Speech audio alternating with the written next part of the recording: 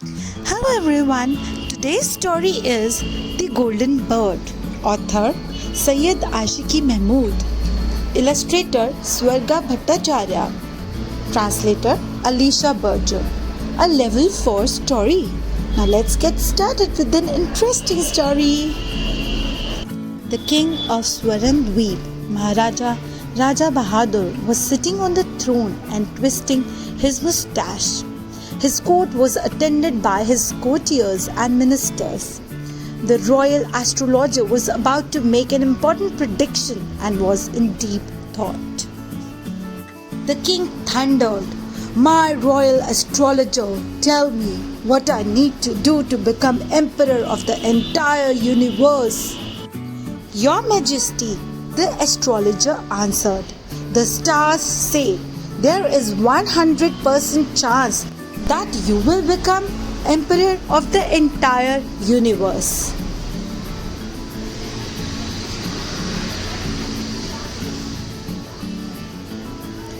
"Bravo, bravo!" Everyone in the royal court began to clap. The royal astrologer opened his mouth to say something more, but stopped himself. The king noticed his hesitation and said to him, "Tell me what's on your mind. Do not be afraid." The astrologer said, "Your Majesty, we have an astonishing golden bird living in our kingdom. If you can catch the golden bird, no one will be able to stop you from becoming emperor of the entire universe." The king said, "The golden bird must be caught. Make arrangements to catch it now." The royal announcer made a public circulation. "Anyone who catches the golden bird will be rewarded by His Royal Highness the King of Swarandweep, Maharaja Raja Bahadur."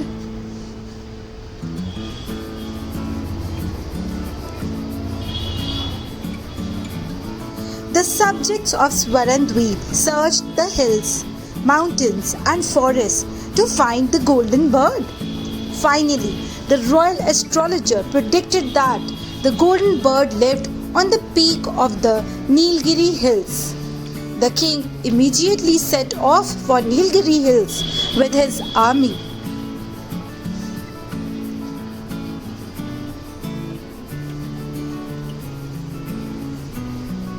Meanwhile, the princess of Swarandweep was looking out from the palace terrace, watching the marching army.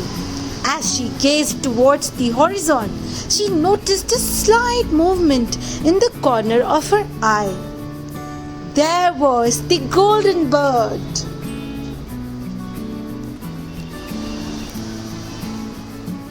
The bird was sitting atop a tomb built on the palace terrace.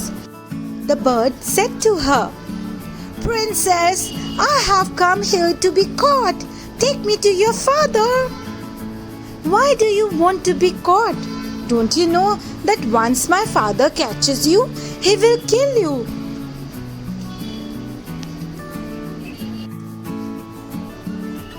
"I would rather die than let anybody die for me," said the bird sadly. "Many people have lost their lives searching for me. All I want is to help people in need." The princess said, "My dear bird, please stay in this tomb. Nobody will ever know where you are. You can go wherever you like. Help whomever you want, but always come back here. You will be safe."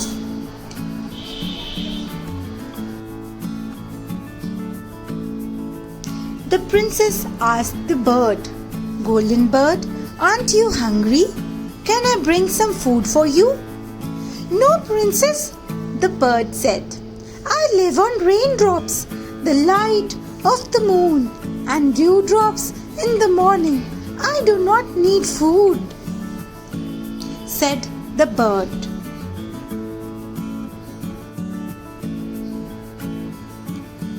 Countless stars were shining in the sky. The golden bird watched the night sky as it sat in the tomb. Then came a faint sound of a little boy crying somewhere in the distance. The bird flew from the tomb in search of the boy.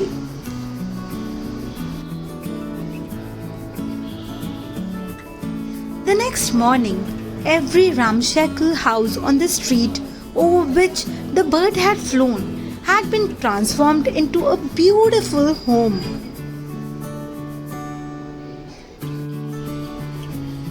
Children were walking to school holding all the books they needed.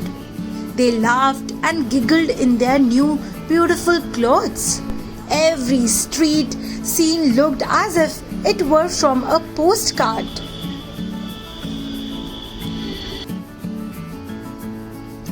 Every slum had been transformed into rows of neatly organized brick houses lit by bright lights. Children were reading storybooks.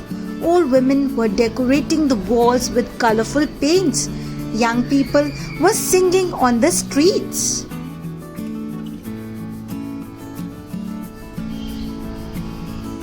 The next day, as the princess climbed up to the tomb of the palace, she heard some sad music. She found the golden bird playing the violin. When the princess came closer, she was shocked. The golden bird had lost half of its feathers.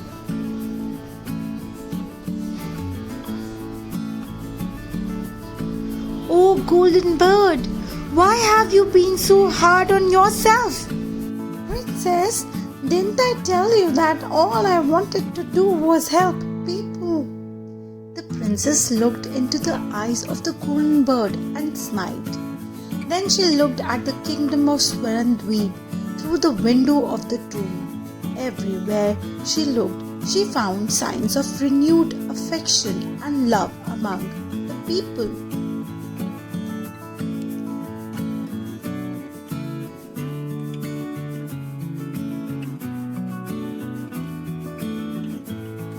The princess spoke to the bird. "Oh, my golden bird, you really have helped the people of Swarandweep."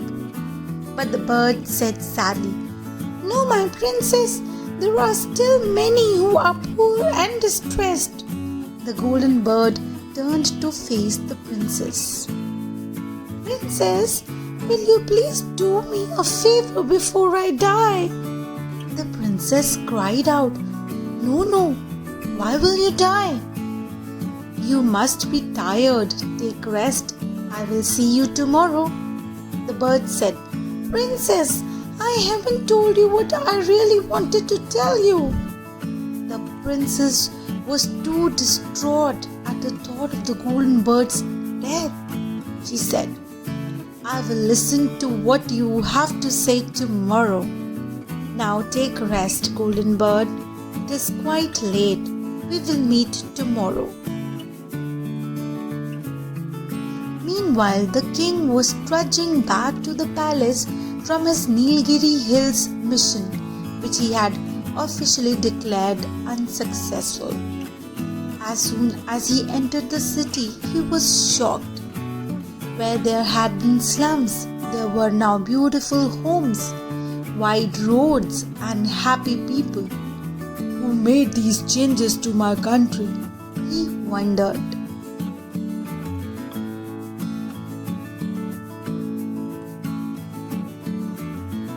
Maharaja Raja Bahadur called a grand meeting of the entire kingdom on the city grounds.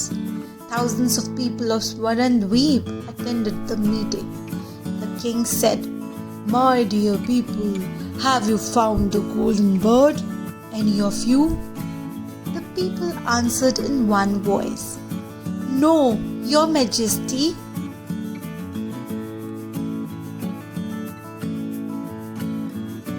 One person among the crowd said, "Your Majesty, we have not seen the golden bird, but we have received its gifts. The golden feathers scattered by the bird have filled our lives with happiness and security."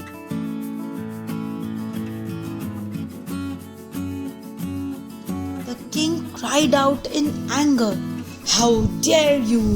You are the subjects of this land. So what you receive from the bird must be counted as the treasure belonging to your king."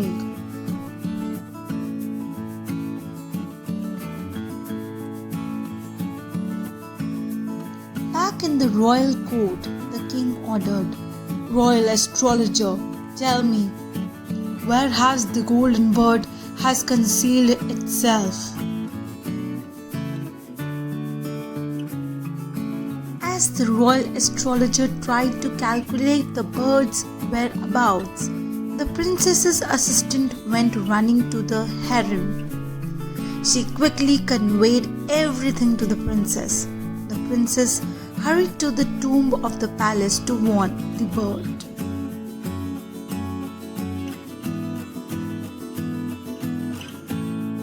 But before she could say anything, the golden bird said to her, "I was waiting for you, princess. I have no more time. We must finish the task before the king arrests me." The golden bird whispered something in the princess's ears.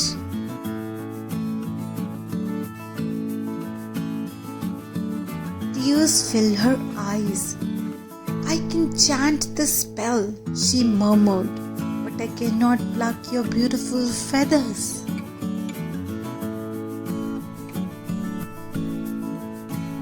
The royal astrologer finished his calculations. His face was shining with victory. "Your Majesty, you have caught the golden bird. The bird is hiding itself somewhere inside the palace. How strange this is." The king ordered, "Find the bird and bring it to me now."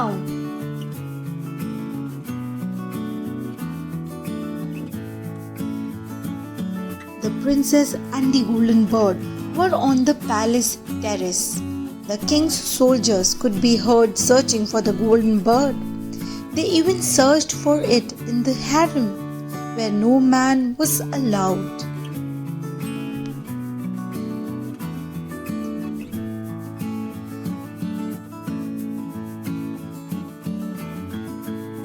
The bird became restless.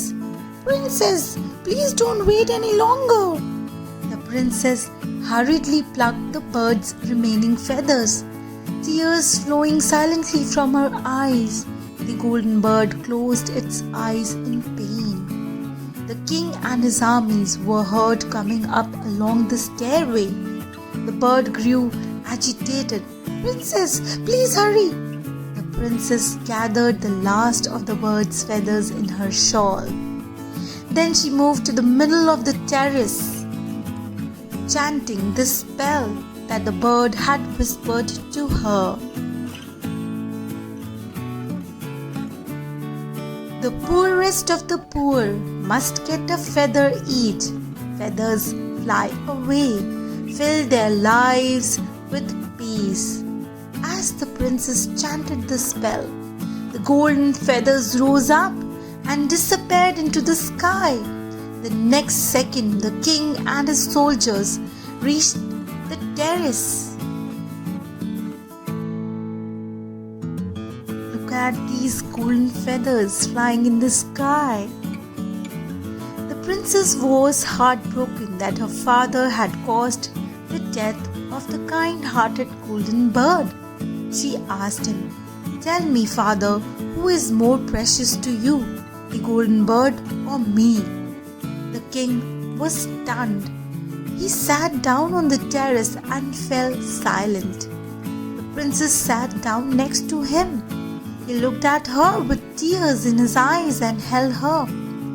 "No, my child," he said quietly. "You are the treasure of my heart. I would rather have your love than be the emperor of the entire universe."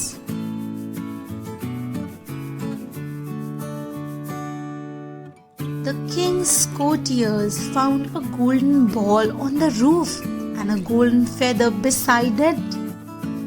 The princess took the feather and touched the golden ball with it. The ball glowed brightly and to everyone's amazement transformed into a golden bird.